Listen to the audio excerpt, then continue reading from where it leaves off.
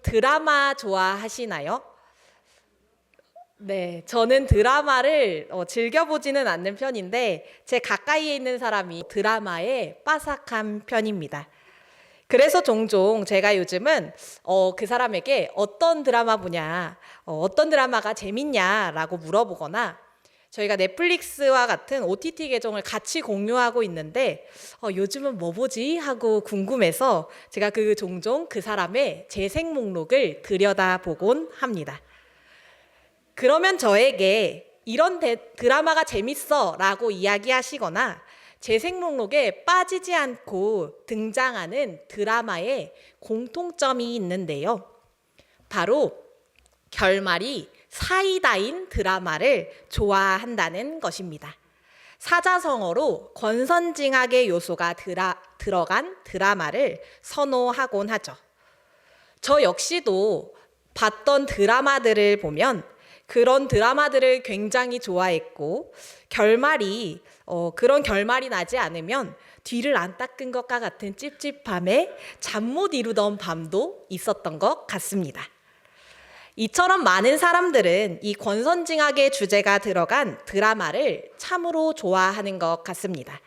그리고 그 주제를 당연하게 받아들입니다. 결말에 이르면 고생하고 힘들었던 이 착한 사람들은 행복하게 해피엔딩을 맞게 되고 악행을 일삼던 나쁜 사람들은 반성하여 착한 사람이 되거나 혹은 그에 상응하는 벌을 받게 되는 상황을 말입니다. 그리고 우리는 이 권선징악이 드러나는 주제들을 하나님의 말씀에서도 찾으려고 합니다. 하나님 역시도 그런 분이어야 된다고 믿곤 하죠. 그래서 악행을 저지른 악인들은 심판받고 고난 속에서 믿음을 지킨 사람들이 행복해질 것이라고 믿으며 우리의 삶 역시도 그럴 것이라고 기대하곤 하지요. 하나님을 믿고 따르는 우리가 돈을 많이 벌고 혹은 하는 일마다 잘 되고 자녀들이 좋은 대학, 좋은 직장에 취업하고 사람들이 알만한 위치에 이르는 것이 하나님을 믿는 사람들이라면 당연히 누려야 하는 것이 아닐까? 혹은 하나님이 계시다면 당연히 그렇게 되어야 하는 것 아닐까라고 생각하곤 한다는 것입니다. 그리고 우리의 기도 역시 하나님께 그렇게 기도하곤 하죠. 그런데 오늘 우리가 읽은 이 욥기의 말씀에서는 이와 같은 우리의 생각을 완전히 뒤집는 상황이 발생합니다. 욥에게 고난이 닥쳤지만 우리가 생각하기에 그것은 당연한 고난이 아니었습니다. 그가 하나님 앞에 큰 죄를 지었기에 받아야 하는, 그렇게 응당 겪어야 하는 고난이 아니었다는 것입니다. 먼저 이 욥이라는 사람은 어떤 사람이었을까요? 욥기 1장 1절 말씀에서는 욥을 이렇게 설명하고 있습니다. 우리 함께 봉독해 보도록 하겠습니다. 우스 땅에 욥이라 불리는 사람이 있었는데 그 사람은 온전하고 정직하여 하나님을 경외하며 악에서 떠난 자더라. 아멘. 이 말씀에서는 욥의 모습을 4가지의 모습으로 설명하고 있습니다. 첫 번째로는 온전한 사람입니다. 여기에서 온전함은 도덕적으로 온전하다라는 의미에서 사용되었는데요. 이는 그가 도덕적으로 훌륭한 사람이었고 인격적으로 완전함을 추구하며 살아갔던 사람이라는 것입니다. 그리고 두 번째로 그는 정직한 사람이라고 말하고 있습니다.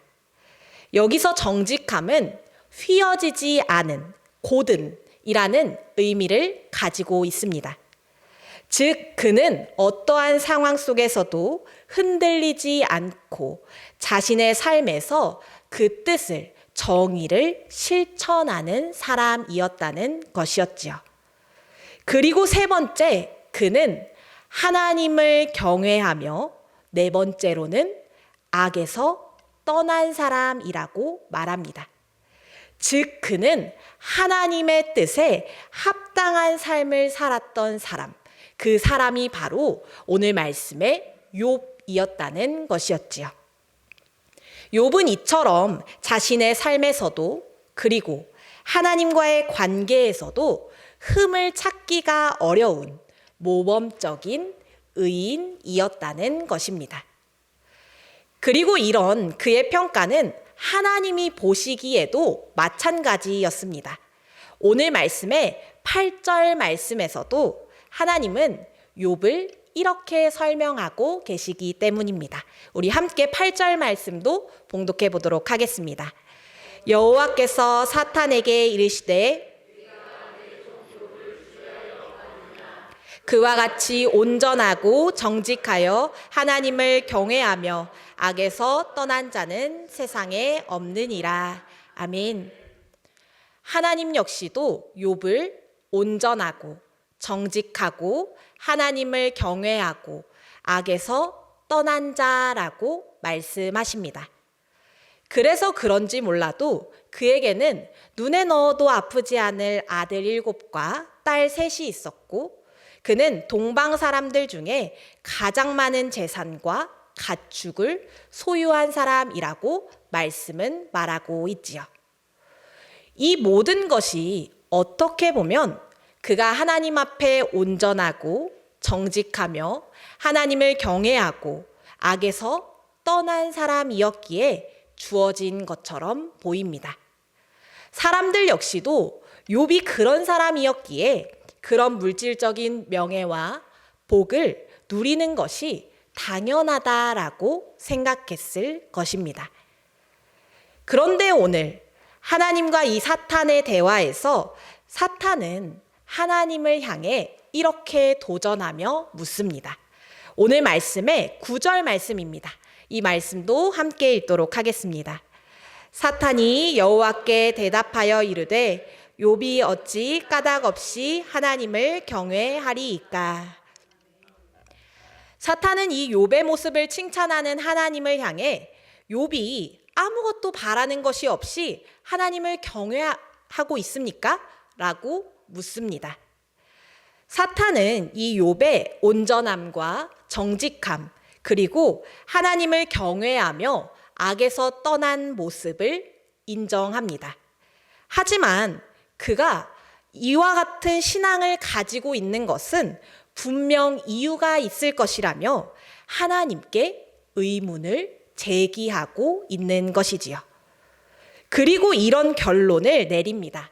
10절 말씀을 보면 하나님께서 그의 손으로 하는 바를 복되게 하사 그의 소유물이 땅에 넘치게 하셨음이니이다 라고 말하면서 즉 그가 하나님을 경외하는 이유는 하나님이 모든 것을 그에게 주셨기 때문이라고 말하고 있습니다.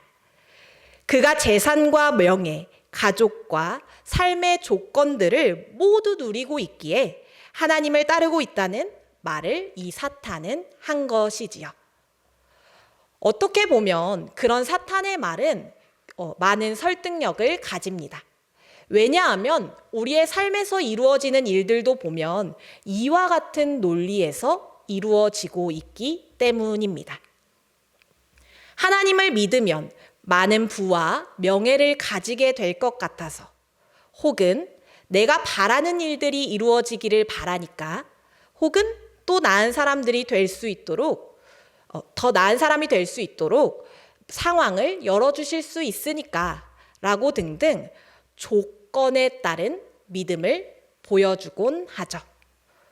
이런 모습을 떠올리면서 우리 아이들이 하는 말을 저는 참 많이 떠올려 보게 되었습니다.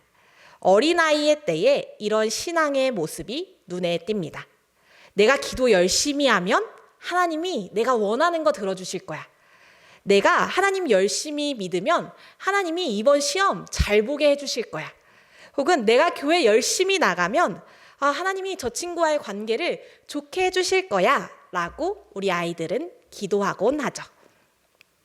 하지만 그게 아이들의 상황에서 그것이 하나님의 뜻과 때라면 이루어지겠지만 많은 상황에서는 내가 노력한 만큼 혹은 내가 하나님께 바란 만큼 혹은 신앙생활한 만큼 그 뜻은 이루어지지 않음을 볼 수 있습니다.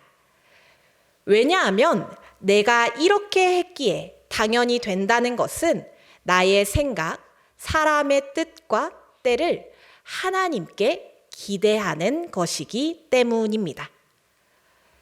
그런데 오늘 하나님은 이 욥의 모습을 통해 우리가 생각하는 당연한 결과의 모습들이 전부가 아니라는 것을 보여주고 계십니다. 우리가 옳다 말하는, 또 당연하다 말하는, 또 그렇게 되어야 한다고 말하는 것들이 과연 옳으신지를 물으십니다. 그런 우리의 기대가 하나님의 뜻에는 옳지 않을 수 있다는 것을 말씀하시고, 진정한 신앙의 모습, 그 믿음의 모습은 어떤 모습인지 알려주고 계십니다. 그래서 욥은 무엇 때문에 살아갑니까? 그가 가진 재산과 명예와 그가 가진 모든 소유 때문이 아닙니까? 라고 묻는 이 사탄에게 그가 가진 모든 것을 빼앗고 그를 시험할 것을 하나님께서는 말씀하십니다. 하나님으로부터 받은 모든 상을 빼앗을 것을 말씀하시면서 그의 신앙과 모습이 어떤 물질적인 축복이나 혹은 명예나 조건 때문이 아님을 하나님께서 보여주고자 하시죠. 오늘 이러한 사탄의 질문은 신앙생활을 하는 우리에게도 던져지는 질문입니다. 과연 조건 없는 신앙이 가능한가? 혹은 우리가 바라는 것 없이 우리 신앙생활이 가능한가? 하나님께 아무런 복을 받지 못해도 한결같이 하나님을 경외하는 믿음을 지킬 수 있는가라고 말입니다.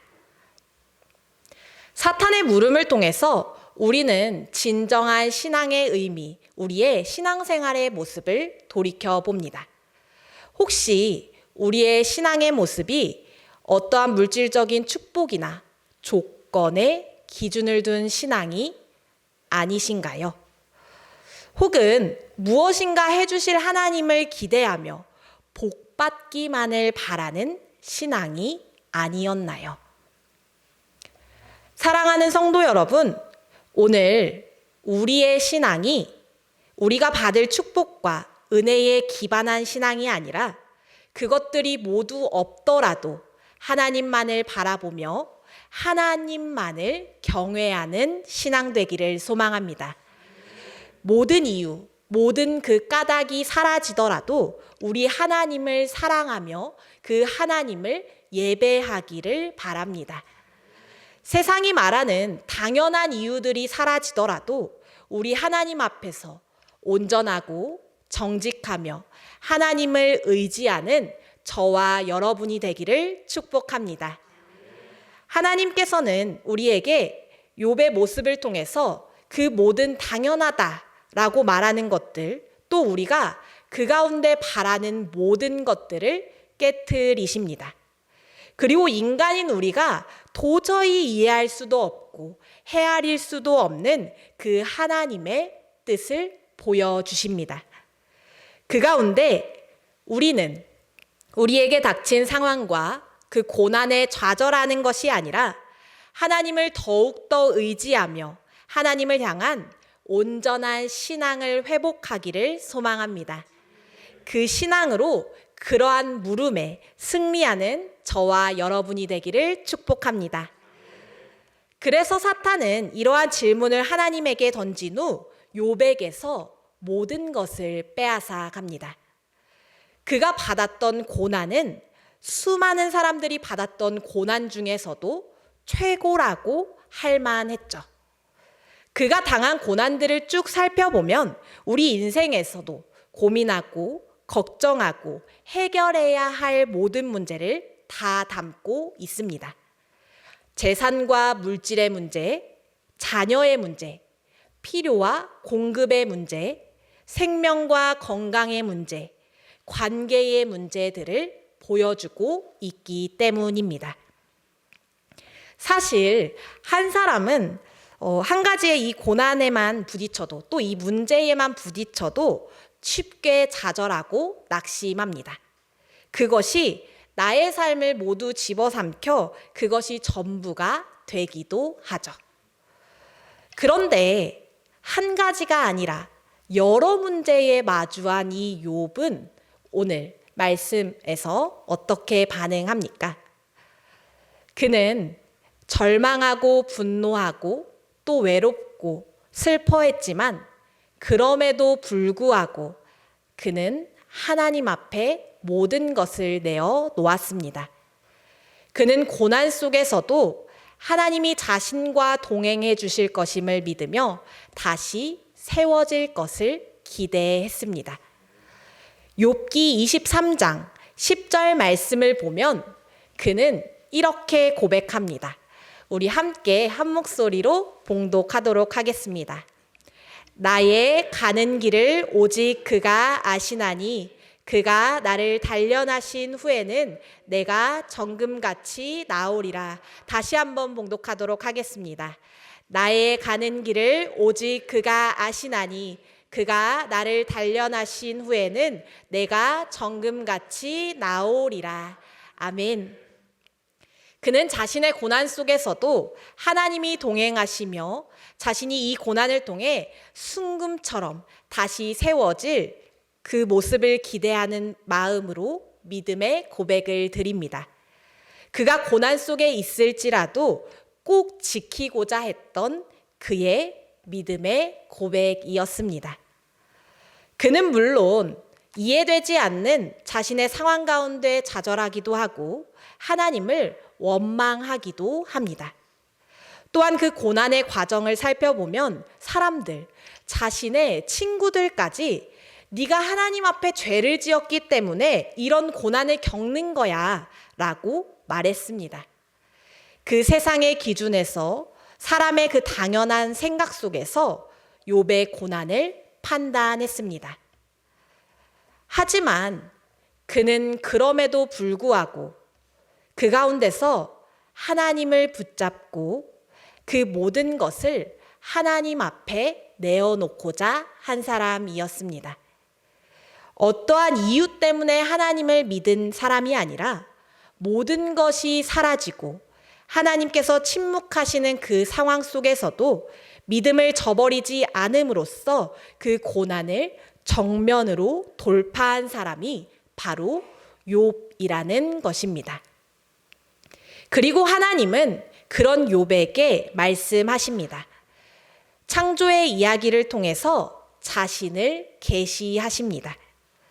자신은 온 우주의 창조주이시고 온 우주 만물은 자신의 피조물임을 말씀하시며 이 세상의 모든 것은 다 하나님 손안에 있고 그 모든 것의 주인이신 분은 바로 하나님이라는 것을 알려주십니다. 즉 우리의 모든 것은 우리가 이렇게 했기에 혹은 이렇게 우리가 만들었기에 된다가 아니라 그러한 인과율의 법칙이 아니라 모두 하나님의 손에 있음을 고백하며 어떠한 상황 속에서도 하나님을 창조주로 사랑하고 경외함으로 나아갈 수 있는지를 묻고 계시는 것입니다. 바로 그것을 욥에게 그리고 오늘 이 욥기를 묵상하는 우리에게 말씀하고 계심을 믿습니다. 오늘 우리는 말씀을 통해 우리의 모습을 돌아봅니다. 우리가 어떠한 이유를 가지고 혹은 목적을 가지고 하나님을 믿고 있지는 않은지, 하나님께 무엇을 바라는 믿음으로 하나님을 섬기고 있지는 않은지를 돌아봅니다. 이 땅에서 우리가 복을 받기 위해 하나님을 섬기고 있지는 않은지, 우리에게 물질과 혹은 건강을 채워주실 하나님을 섬기고 있지는 않은지, 나중에 지옥에 떨어지지 않기 위해 하나님을 섬기고 있지는 않은지 말입니다. 바라기로는 이 사탄이 하나님께 도전했던 물음이 우리에게 오는 물음이 된다면, 우리에게 오는 도전이 된다면 우리는 이렇게 반응하기를 원합니다. 고난 자체에 절망하여 좌절하는 것이 아니라 여기 모인 우리도 그 시험에 넘어지지 말고 모든 것을 하나님 앞에 내어놓음으로써 고난 가운데 우리의 믿음이 더욱 하나님께 가까이 하기를 소망합니다. 정금같이 우리의 신앙을 단련시키는 하나님을 바라보기를 원합니다. 우리에게 이해되지 않는 고난과 시험이 있다는 것은 당연하게 지내왔던 우리의 믿음을 단련하고 고난을 헤쳐가는 우리의 믿음을 통해서 하나님이 어떤 분이신지를 나타내기 위함임을 확신합니다. 그러니 우리는 그 고난과 우리가 일어나는 일에 하나님이 모든 것의 창조주 되시고 주권자 되심을 믿음으로 고백해야 함을 믿습니다. 그것을 어떠한 조건을 바라고 고백하는 것이 아니라 그저 그런 이유와 까닭 없이도 우리 하나님을 사랑하고 경외하며 그 하나님을 더욱 믿음으로 나아가는 저와 여러분이 되기를 주님의 이름으로 축복합니다. 이 말씀을 붙들고 살아가는 우리의 삶에서 더욱더 하나님의 뜻을 찾아가는 우리 되기를 소원합니다. 우리 그 마음 담아 함께 기도하시겠습니다. 한없는 사랑으로 우리를 안아주시는 하나님, 오늘도 주님의 말씀을 통해 헤아릴 수 없는 사랑과 은혜를 경험합니다.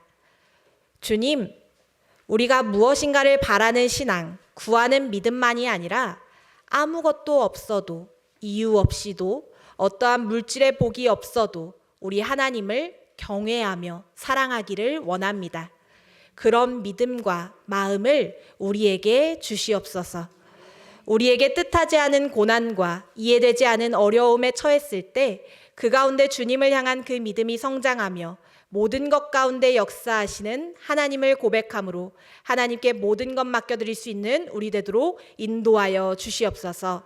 오늘도 우리를 아무런 이유 없이 사랑하시는 하나님을 발견하며 그 하나님을 온전히 신뢰하는 믿음으로 우리의 모든 마음과 생각과 삶의 방향을 정하도록 이끌어 주시옵소서. 감사드리며 이 모든 기도 오늘도 우리 가운데 역사하시는 예수 그리스도의 이름으로 기도하옵나이다. 아멘.